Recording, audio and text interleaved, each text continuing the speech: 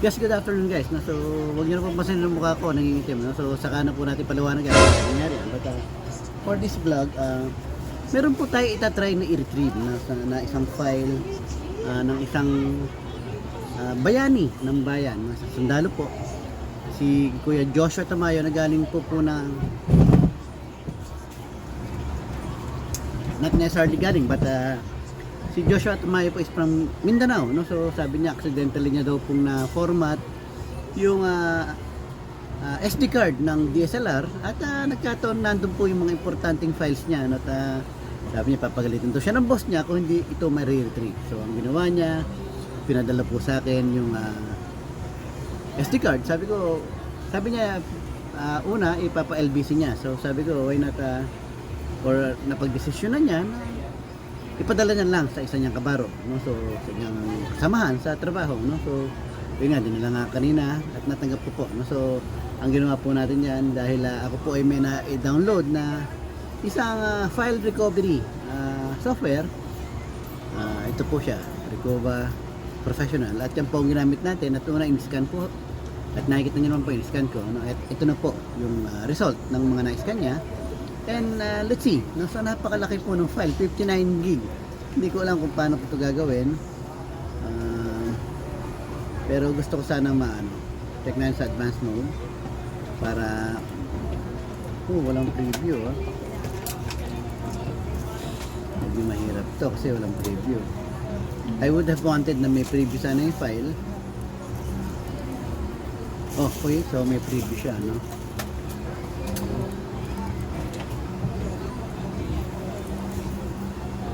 Let's try, no? So in-scan siya nung Recoba Professional Edition. Actually, this is hindi ko nasabihin, basta this one yung ginamit ko, tinry ko. And let's try kung ma-recover, no? So huwag niyo na papasanin kung bakit maitim yung mukha ko, no? So kasalanan po yan ng isang kasamahan ko rito. But it's on the way to recovery. Medyo pagaling na siya, no? So anyhow, itatry ko po itong retrieve, i-recover. Pero ang binasa po ng Recoba Professional is 59.4 gig, no? So hopefully po may retrieve ko dahil wala akong file, no? So wala akong space, no? So let's check, no? Hanap po tayo ng space sa isa kong 449 gig. Dito po tayo sa Tagalog. Okay, so magbubura tayo ng siguro burahin ko na to dahil one way or the other ito po expired na, napatungan na ng iba, no? So but dito tayo burahin ko na this 90 gig. So this one, and guys, so nagbuka po ako ng space, no? So nag-create po ako ng space para kahit paano po pag ni-retrieve ko po itong binasa ni Recoba Professional, doon po papasok dahil hindi naman po na pwedeng i-retrieve natin sa SD card at doon natin lalagay. Automatic ilalagay muna natin sa isang space sa hard disk kung saan doon po siya maglalagay, no? So nagawa po tayo ng folder SD card Kuya Tamayo. So ang ginamit ko po is tandaan niyo po, Recoba Professional, no? So hindi po ito sponsored, nagkataon lang na ito po yung na-download ko, no? So we'll try this one out. Ang importante po is ma-retrieve, ma-recover po natin yung file ni Kuya, no? So not the, well, of course it's important na magiting ko yung software, but hindi po talaga yun yung tema, no? So and guys, so try natin recover all of it, no? So hello. Ako sa party. try natin recover. January 3 na. Sito boss. Bukas pa sa amin sa Marikina. Bukas pa yung license ko. SD card, this one. So ayun guys, no? So try natin recover yung binasa ni Recoba Professional. It's 59 gig, may nakikita ako mga photos at yan po ipapakita ko kay Kuya once recovered. Insufficient disk space. No, bino mo 126 gig yung ni-require niya sa akin, no? So ang gagawin po niya, magbubura po tayo, waiting time. Okay. Bye. Another one. Maybe. Ako yan. Para po tayo guys, no?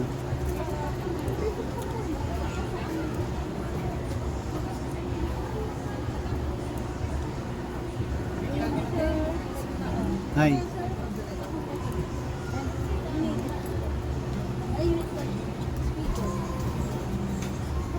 Lang guys, tatry natin magbara. Uh,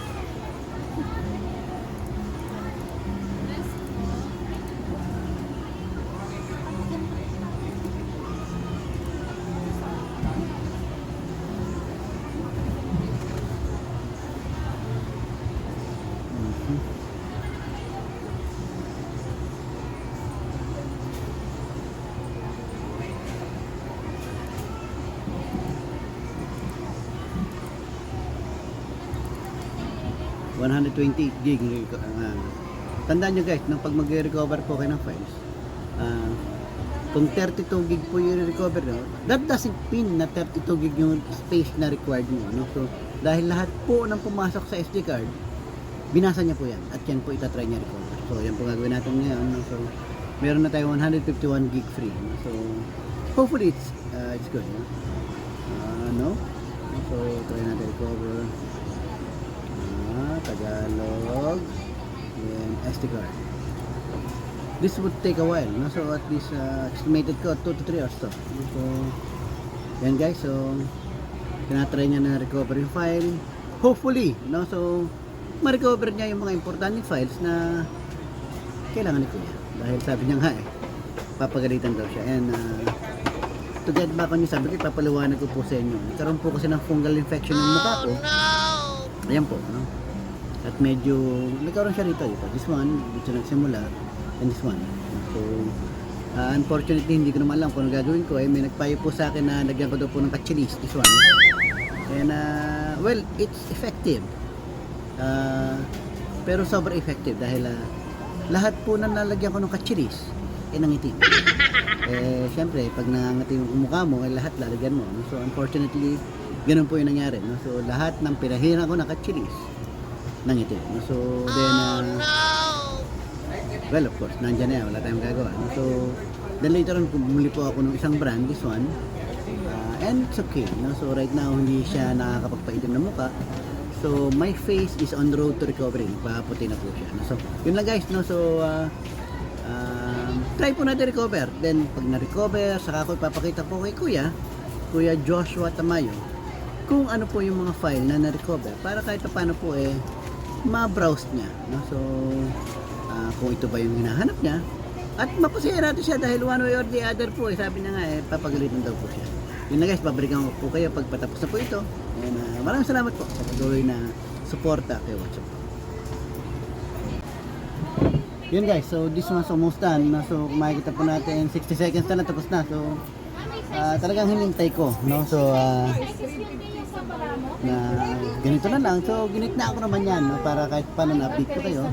So, this one's 50 seconds na lang. No? So, i-open po natin. No? So, kung ilan na. No? So, 9,876 and counting po yung files, pictures, photos maybe na ni-recover na. No? So, and guys, so it's counting. Check natin. Yung meron pang budol fight. No? So, well, of course, yung iba, personal to. This is, I assume, classified photos dahil alam naman natin kasundaluhan natin to. No? So, yun guys, no? So, 99%, 10 seconds. No? So, matatapos na to. And let's see. No? So, kung mapasaya ba natin si Kuya Joshua Tamayo. No? So, yun guys, 1 second. Yan guys, kung makikita niyo po, nakalagay po dyan, total recovered files would be, how much would that be? Oh, how many would that be? So, total recovered files,